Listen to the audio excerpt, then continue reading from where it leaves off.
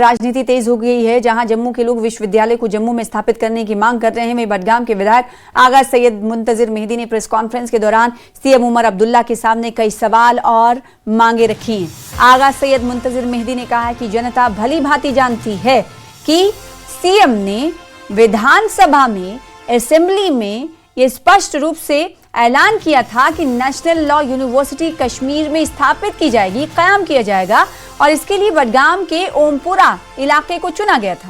उन्होंने कहा कि बडगाम में यूनिवर्सिटी के कायम से पूरे कश्मीर वैली को बेहतर कनेक्टिविटी और सुगम पहुंच सुनिश्चित होगी। विधायक ने जोर देते हुए कहा कि सीएम को अपने वादों का सम्मान करना चाहिए।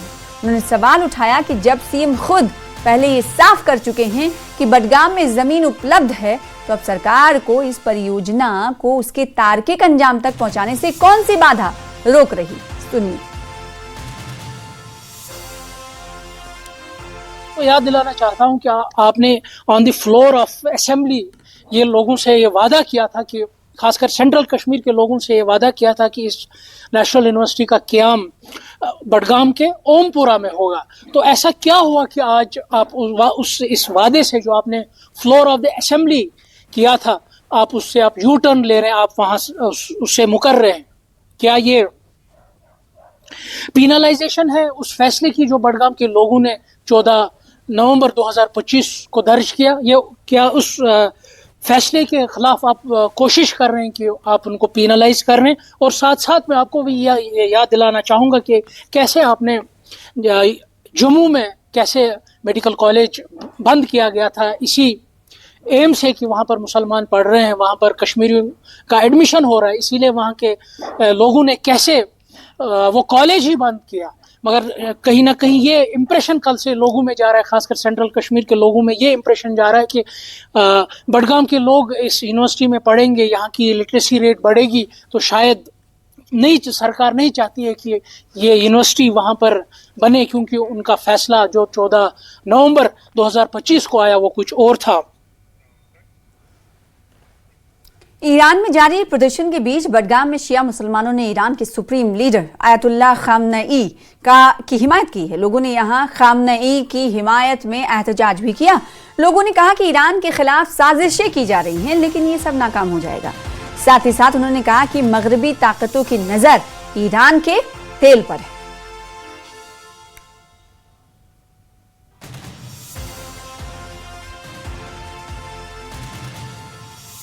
सबसे पहले अगर हम मौजूदा सूरत हाल को हमें समझना पड़ेगा तो हमें थोड़ा सा हिस्टोरिकल बैकग्राउंड में जाना पड़ेगा इसमें, क्योंकि इसका एक ये कॉन्टेक्स्ट भी है जो अभी वेनेजुएला में आपने देखा कि क्या हुआ 1979 में जब रेवोल्यूशन हुआ ईरान में, तो तब से आज तक ये यूएस और इसराइल के आंख में कांटा है, क्योंकि इसकी वजह जो मेन वजह है वो है पेट्रोल और पेट्रोल डॉलर इक्वेशन, आप सबको पता होगा।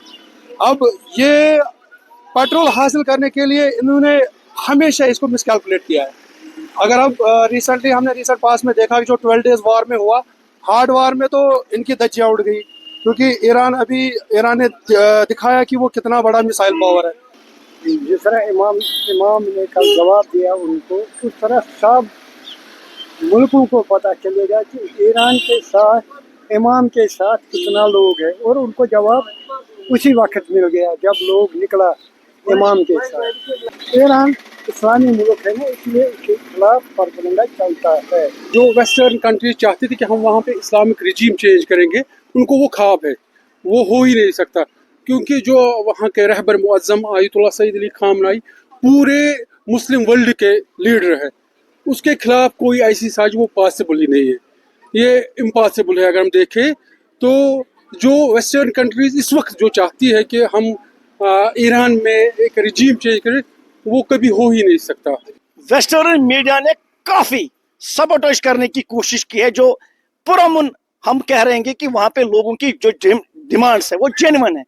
वहां की जो रहबर मौजम सुप्रीम लीडर है, उन्होंने वहां पे उनको एड्रेस भी किया था कि हम आप लोगों की जो जेन्युइन डिमांड्स है वो हम अपने लेवल पे वो आपकी हल कर सकते हैं। लेकिन जिस प्रकार से फिर वेस्टर्न मीडिया ने इसमें अपना रोल अदा किया कि उन्होंने इसको हाईजेक करने की कोशिश की, वहाँ भरपूर अंदाज में इमाम खामनई की हक में जुलूस निकाले और उनके साथ इज़हार यकजहती की, और इससे लगता है कि ईरानी अवाम इमाम और इनकलाबी इस्लाम के साथ साथ खड़े हैं। तो यहाँ पर लोगों से हमने बात की। लोगों का कहना है कि ईरान के खिलाफ, खासकर आयतुल्लाह सईद अली खामनेई के खिलाफ प्रोपेगेंडा चलाया जा रहा है और वेस्टर्न कंट्रीज इसे हवा दे रही है। लोगों का कहना था कि ईरानी अवाम जिस तरह से कल सड़कों पर निकल आई, उन्होंने दुनिया को ये वाज़ेह पैगाम दिया है कि वो इस्लामिक रेवोल्यूशन, खासकर आयतुल्लाह सईद अली खामनेई के साथ खड़े हैं। न्यूज़ 18 के लिए बडगाम से मैं आबिद हुसैन। भारतीय सेना ने एएलजी राजौरी में एक मेगा वेटरन्स रैली का इनेकाद किया, जिसके माध्यम से पूर्व सैनिकों, वीर नारियों और उनके परिवारों के कल्याण के प्रति अपनी दृढ़ प्रतिबद्धता की पुष्टि की। इस रैली में 2000 से अधिक लोगों ने भाग लिया। ये आयोजन शिकायतों के समाधान और विभिन्न कल्याणकारी योजनाओं के बारे में जागरूकता फैलाने के लिए एक महत्वपूर्ण मंच साबित हुआ। पेंशन से संबंधित समस्याओं के समाधान और पूर्व सैनिकों के आश्रितों की समस्याओं के समाधान के लिए विशेष सहायता काउंटर्स लगाए गए। भारतीय सेना ने ये बड़ा प्रोग्राम किया है। मेरा ख्याल ये किसी डिस्ट्रिक्ट या किसी इंडियन आर्मी ने इतना यहाँ कोऑपरेट नहीं किया, क्योंकि ये हमारे दोनों बॉर्डर डिस्ट्रिक्ट हैं और राजौरी और पुंछ बॉर्डर से सटे हैं और यहाँ हर टाइम जो आर्मी है ये हमारी पब्लिक की सेवा में दिन रात 24 घंटे और लगी रहती है। ये तो ये देखकर और सुनकर इतनी खुशी हो रही है कि मैं अपने आप पे काबू नहीं पा रहा हूँ। मैं इस प्रोग्राम में पहली बार आया हूँ और मैं देखकर इतना मुतासिर हुआ हूँ, इतना इम्प्रेस हुआ हूँ कि बॉर्डर एरिया होने के बावजूद एलसी ग्रिड पे हमारी सेना तैनात है। मैं army commander northern command, core commander 16 core और GOC 25 का बहुत बहुत शुक्रगुजार हूँ। बहुत ही एक सुनहरे पल थे कि एएलजी ग्राउंड में जो मेगा एक्सटेंशन रैली हुई, इसमें डिस्ट्रिक्ट राजौरी पुंछ से आए हुए एक्समैन्स ने पार्टिसिपेट किया, जिसमें स्पोर्ट्स मिनिस्टर सतीश शर्मा जी भी उपस्थित रहे। बहुत ही बढ़िया इवेंट रहा और बहुत सारे लोगों को स्कूटीज प्रदान की गई, इलेक्ट्रिकल व्हीकल्स प्रदान की गई और ऐसी ऐप का आज उद्घाटन हुआ है जस्ट विद अ क्लिक। उनकी पेंशन फैसिलिटीज़, बहुत सारी चीज़ों का फ़ायदा होगा। मैं हिंदुस्तान की सेना का आभारी हूँ क्योंकि मैं इनमें से एक हूँ जो ऐसे कार्यक्रम उन्होंने 10वीं बार किए और बार बार किए, और कोशिश करेंगे फ्यूचर में ऐसे अच्छे कार्यक्रम होंगे जिससे जिन लोगों ने इस देश के लिए शहादत दी, जिन्होंने अपनी ज़िंदगी का बेहतरीन हिस्सा सरहदों पे दिया और अपने बच्चों से दूर रहकर दिया, और वो थे तो हम हैं। पूर्व सैनिकों की एक भव्य रैली सेना द्वारा आयोजित करवाई गई और इस रैली में राजौरी जिला नहीं बल्कि जम्मू कश्मीर के अलग अलग हिस्सों से जो पूर्व सैनिक है यहाँ पर पहुंचे और उन्हीं से सम्मान जो यहाँ पर दिया गया। कैबिनेट मिनिस्टर सतीश शर्मा प्रमुख तौर पर इस रैली में शामिल हुए। सैनिक हैं जो दूर दराज इलाका से, राजौरी के दूर दराज इलाका या जम्मू कश्मीर के अलग अलग एरिया से यहाँ पर पहुंचे हैं, उन्होंने सेना का आभार व्यक्त किया है। न्यूज़ 18 के लिए राजौरी से शक्ति शर्मा। पुलवामा पुलिस ने मंगलवार को जिले में मादक पदार्थों के खिलाफ तस्करी के हवाले से एक अभियान के तहत बड़े नारकोटिक्स मामले में शामिल मुख्य आरोपी की संपत्ति जब्त की। ये कार्रवाई करीमाबाद पुलवामा निवासी गुलाम नबी मीर के बेटे फैयाज अहमद मीर के खिलाफ की गई। ये मामला थाना पुलवामा में दर्ज FIR से जुड़ा है जो NDPS एक्ट की धारा के तहत दर्ज है। जांच के दौरान पुलिस ने आरोपी के कब्जे से 46 किलोग्राम गांजा बरामद किया।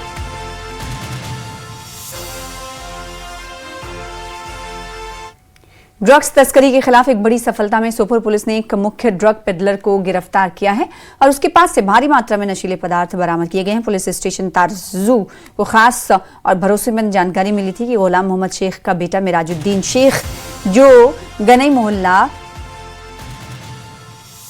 का रहने वाला है, ड्रग्स के गैर कानूनी धंधे में एक्टिव रूप से शामिल था और उसने अपने घर में नशीले पदार्थ को छिपा रखा था। इसके बाद पुलिस स्टेशन तारजू में FIR दर्ज की गई और जांच शुरू कर दी गई। जांच के दौरान सक्षम मजिस्ट्रेट से सर्च वारंट हासिल किए गए हैं। इसके बाद स्वतंत्र गवाहों की मौजूदगी में आरोपी के घर की तलाशी ली गई। तलाशी के दौरान पुलिस टीम ने 162 स्ट्रिप्स बरामद की।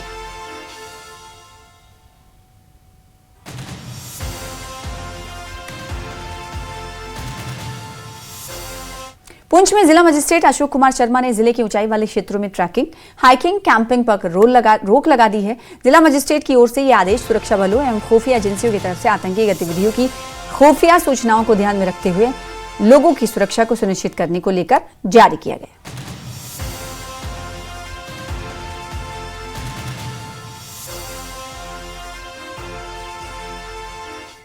फिलहाल इसी के साथ रुकेंगे छोटे से ब्रेक के लिए।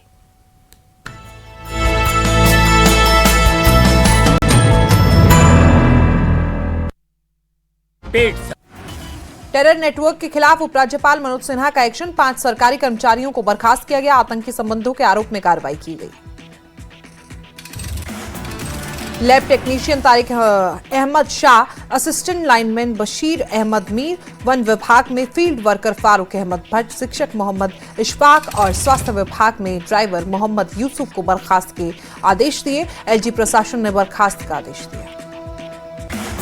सेना प्रमुख जनरल उपेंद्र द्विवेदी का बड़ा बयान अभी जारी। ऑपरेशन सिंदूर, गलत हरकत करने वालों को मिलेगा मुंह तोड़ जवाब। आर्मी चीफ ने कहा कि जम्मू कश्मीर में सकारात्मक परिवर्तन, आतंक के ढांचे को तबाह किया गया।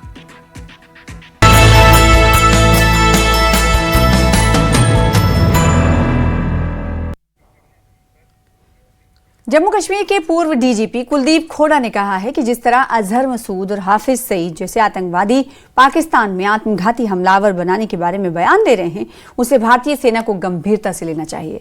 न्यूज 18 से बात करते हुए कुलदीप खोड़ा ने कहा कि ये साफ है कि पाकिस्तान आतंकवाद को स्टेट पॉलिसी के तौर पर इस्तेमाल कर रहा है और एलओसी और आईबी के पार आतंकी कैंपों को फिर से एक्टिव कर दिया गया है। लेकिन उन्होंने ये भी कहा कि पाकिस्तान जानता है कि अगर उसने कोई भी गलत हरकत की तो उसे भारत से बहुत कड़ा जवाब मिलेगा।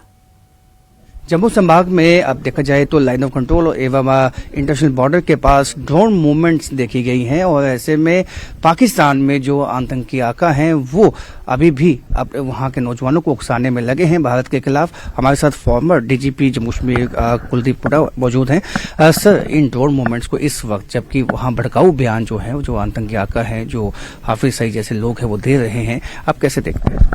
देखिए, आतंकी कार्रवाई अभी भी पाकिस्तान के सरजमीन से चालू है। हाल ही में जैश के जो चीफ हैं उनके अजहर मसूद ने बयान दिया है कि उन्होंने हज़ारों की तादाद में सुसाइड बॉम्बर्स को तैयार किया है। हज़ारों की तादाद में नहीं है, लेकिन एक इंटेंशन उन्होंने जाहिर किया कि हम आतंकी कार्रवाई चालू रखेंगे और वो ये बयान पाकिस्तान की सरजमीन पर ओपनली दे रहे हैं। उसका साफ मतलब ये निकलता है कि पाकिस्तान एस्टैब्लिशमेंट का और पाकिस्तान की आर्मी और आईएसआई का उसको पूरा सपोर्ट है। जब ऐसी सरकार हो जो खुद टेररिज्म चलाती हो, उसके नतीजे में हिंदुस्तान को हमेशा अलर्ट रहना पड़ेगा और अपनी एंटी टेररिज्म ऑपरेशंस को और तेज करना है, न सिर्फ कि यहाँ पे बल्कि पाकिस्तान में भी जहाँ जहाँ इनके बेसिस हैं उन पे नज़र रखनी है और जब मौका मिले तब उनको खत्म करना है। बहुत शुक्रिया सर। तो कहीं ना कहीं जो एक स्टेट पॉलिसी है पाकिस्तान की, आतंकवाद वो बंद नहीं हुई है, आतंकवाद की फैक्ट्री अभी भी पाकिस्तान में वो एक्टिव है और ऐसे में अजहर मसूद जैसे लोगों का जो बयान हाल ही में आया है, इसके चलते भारत को बहुत ही एहतियात रखना होगा और कड़ी कार्रवाई पाकिस्तान के खिलाफ करनी होगी यदि पाकिस्तान कोई मिस एडवेंचर भारत के खिलाफ करता है।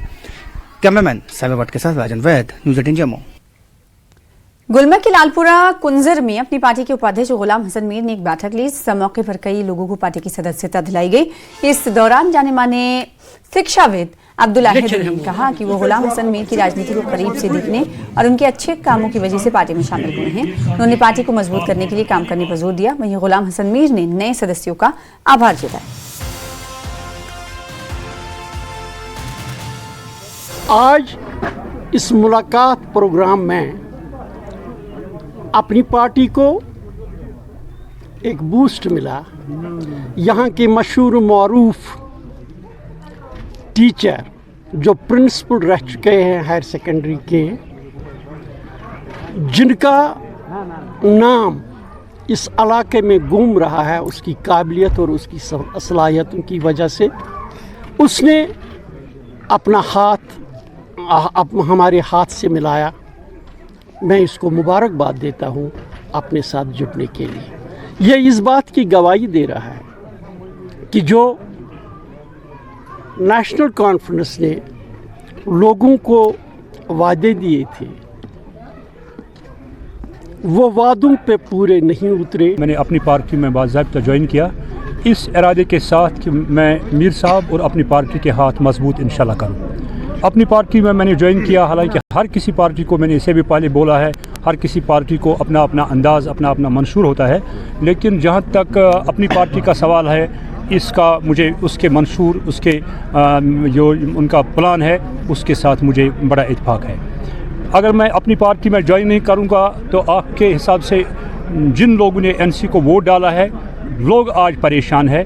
जिन्होंने वोट डाला वो परेशान है, वो कहते हैं कि हमने क्यों वोट डाला है। आगाम में यावर अब्बास रेशी ने ताबीर ख्वाब नाम का एक लाइब्रेरी कम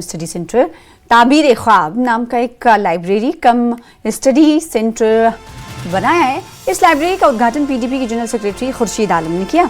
इस उद्घाटन कार्यक्रम में कई स्थानीय लोगों के अलावा बड़ी संख्या में स्टूडेंट्स भी शामिल हुए।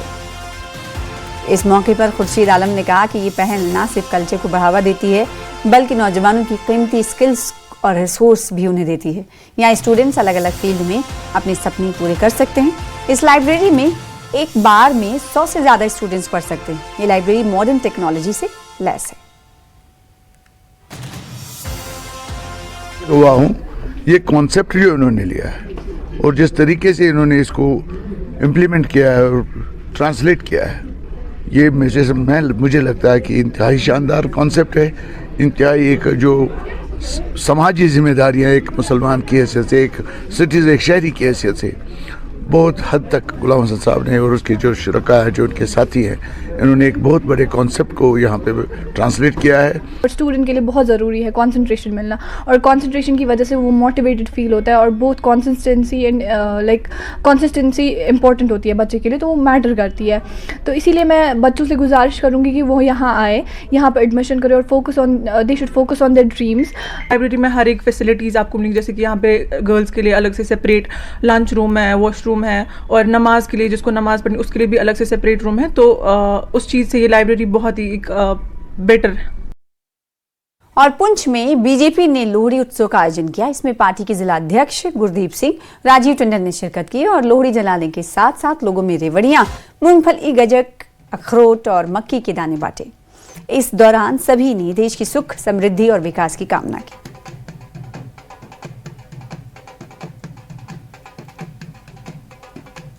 लोहड़ी का त्योहार बड़ी धूमधाम से यहाँ बनाया गया। आज देखें, ये दर्शाता है कि यहाँ पर हिंदू, सिख, मुसलमान भाई पूरे भाईचारे के साथ बीजेपी कार्यालय के अंदर लोहड़ी का त्योहार बड़ी धूमधाम से बनाया गया। मैं पूरे पुंछ वासियों को और खुसूसन नरेंद्र भाई मोदी जी को इस मंच के, आपके मीडिया के माध्यम से मुबारकबाद देता हूँ। बारामूला जिले में एक तेंदुए के देखे जाने के बाद दहशत फैल गई। रिपोर्ट्स के मुताबिक तेंदुए को जिले के न्यू बस स्टैंड इलाके में देखा गया। इस संबंध में वन्यजीव विभाग ने आम जनता से सावधान रहने की अपील की है। विभाग ने कहा कि तेंदुए की हरकतों को देखते हुए लोगों को सलाह दी जाती है कि वो बेवजह बाहर ना निकले, खासकर सुबह और रात के समय ज्यादा सावधानी बरतें।